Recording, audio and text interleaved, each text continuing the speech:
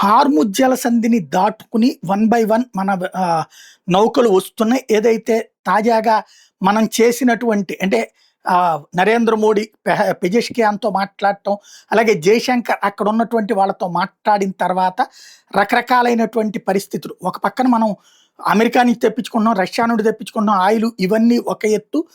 రెండో వైపున మనకి సంబంధించినంత వరకు అత్యంత ముఖ్యమైనటువంటిది ఇప్పుడు కావాల్సినటువంటిది హార్ముజ్ జలసంధి దగ్గర ఉద్రిక్తతల మధ్యన కూడా మనకి సంబంధించినటువంటి కొన్ని నౌకలు ఆల్రెడీ వచ్చినాయి. శివాలిక్ వచ్చేసింది, నందాదేవి వచ్చేసింది, జాగ్లడ్కి ఇలాంటి నౌకలు ఇప్పటికే హార్ముజ్ జలసంధిని దాటుకుని వచ్చినాయి. మనం ఇక్కడి నుంచి పంపించింది ఏంటంటే దాదాపుగా ఒక 10 యుద్ధ నౌకలు పంపించాం. అవి హార్ముజ్ జలసంధి దగ్గర ఉంటాయి.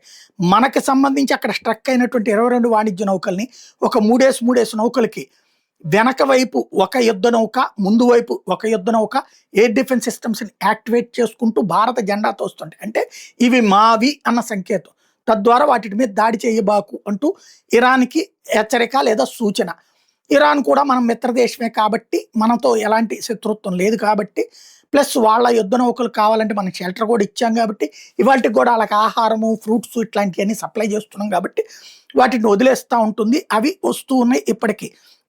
ఇప్పుడు తాజాగా ఇండియా జెండాతో ఉన్న ట్యాంకర్లు జగ్వసంత్, పినేగ్యాస్ ప్రస్తుతం హార్ముజ్ జలసంధి దాటిని ఆ నౌకలు భారత నౌకాదళం జెండాతో ఎస్కార్ట్ చేసుకుంటూ వస్తున్నాయి.